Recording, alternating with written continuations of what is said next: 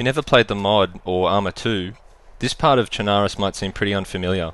The standalone uses a heavily modified version of this original map, which is called Chernarus Plus. At the moment I'd say the original map has about, I'm guessing roughly 10% of the detail that Chernarus Plus has in the standalone. And they're adding more and more detail all the time, not just in the buildings and objects, but in the actual terrain. You'll notice if you play this old one, the terrain is much more smoothed out and kind of averaged out, whereas there's a lot more detail and bumps and little creeks, rocks, gullies, ravines, all kinds of interesting features.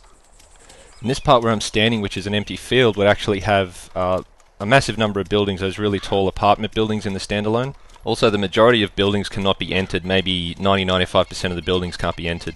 Most of them are actually just solid blocks.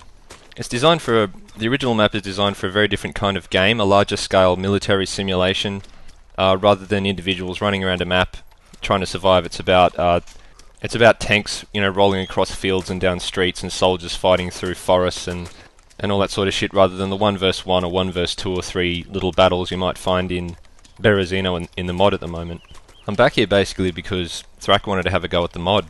He wanted to see what playing with vehicles and all that sort of shit was like, so I joined in and I thought it might be a good chance to make a video about the changes that have happened since the mod. Just before the standalone came out, I had a lot of complaints with what the community was doing with the mod, the direction they were taking it. The server I'm playing on right now is a quote-unquote vanilla version of the mod of DayZ. But you spawn with weapons, you spawn with a Winchester, a few supplies, there are extra buildings, lots more barracks and castles and shit all along the coast. And there is AI running around. These are all modifications that people made to their own servers. These are not official features. All the people you see me shooting in this part of the video are AI. They're not other players. I fucking hate that. I think NPCs have no place in a game in DayZ. It's wholly unsatisfying to kill a shitty AI character. I play DayZ for the tactics, the mind games, the way my heart races when I get in a gunfight. My heart rate still goes up massively after playing it for a couple of years, but when I shoot these dumb cunts I feel nothing. Also, the survival aspect is pretty much removed. You're basically just getting dropped into an Arma 2 deathmatch in a very large area.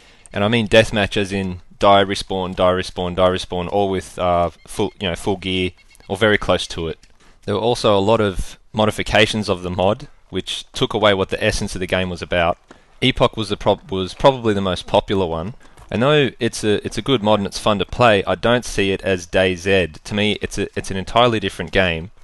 And one of the main issues to me is that it completely removes permadeath. You can die, but because you can store all of your shit in a safe that no one else can break into, you're only ever losing just a few items that you're carrying on your character at the time. All you have to do is run back to your safe, grab all your shit, and bang, you're straight back again. And I'm pretty hardcore about a lot of this stuff. A lot of people probably won't agree with me, but I don't even like tents that much because it also does the same thing. At least with tents, other people can walk up and steal your shit, so there's always that risk.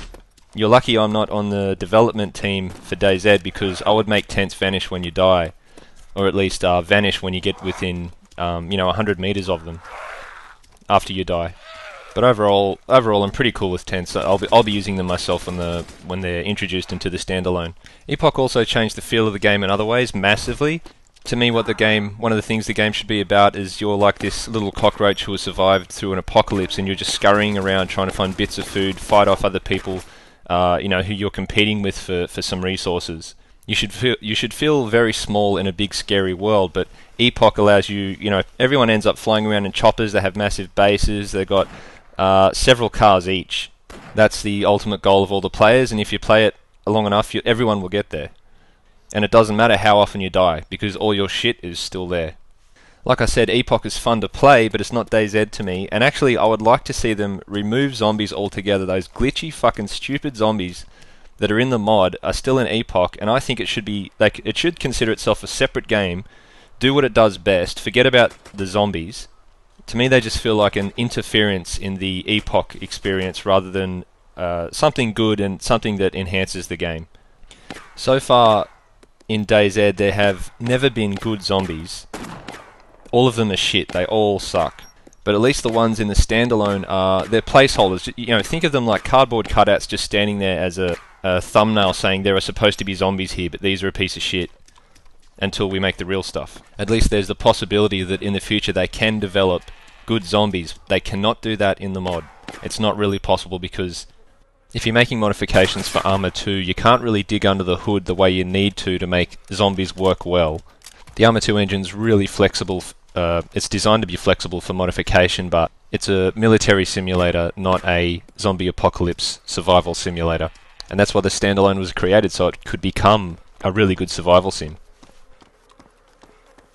Now, if you compare the buildings in Chernarus to Chernarus Plus, and you think of them as this just a solid block that you can't enter, there's that, it looks like a house on the outside, but in fact it's just like this Lego block. And in Chernarus Plus it's this fully fleshed out house. You can go into every room. That's how I see the mod as a whole compared to the standalone.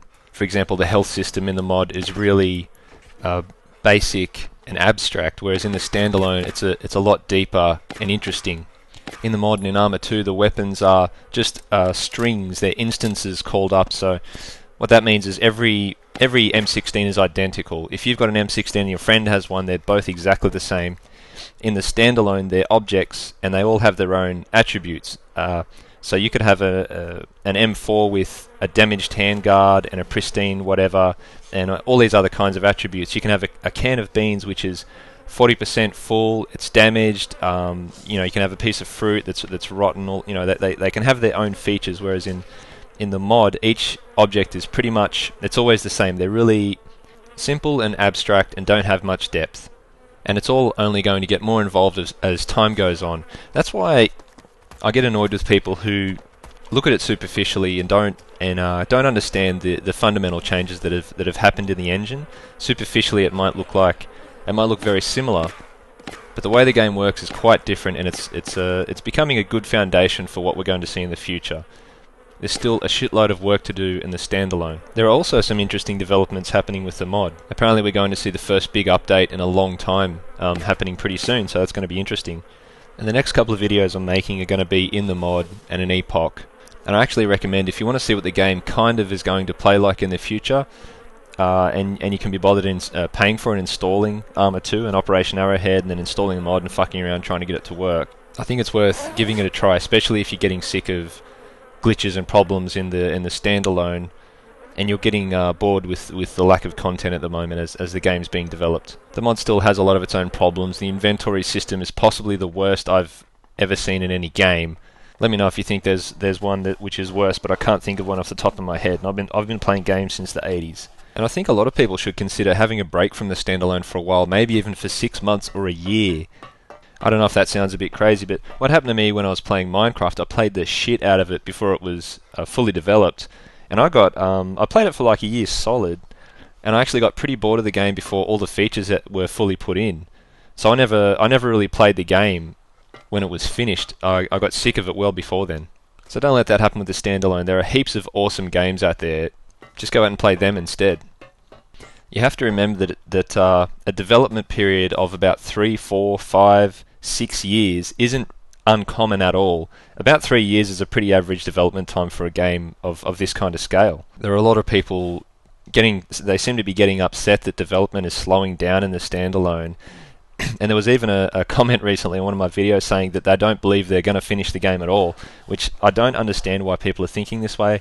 I think because my guess is that consumers really aren't used to the whole concept of early access yet. They don't understand what alpha means. They really don't. Even though they keep saying, stop telling me it's alpha, I want to complain about the game. It's obvious they have no idea. I actually saw a lot of the same complaints with Minecraft, a lot of people just losing their shit at Notch for the dumbest reason, but a lot of it is just people who have a poor understanding of game development. You can only really judge the game when it's completed, when it comes out. If it turns out DayZ is a shit game when it's completed, I'd be shocked. But there's a chance that could happen. It could still have all these lag problems and so on, which I would find really disappointing, and I'd have to move on to its competitors out there. For me, the severe lag problems will make or break the game for me.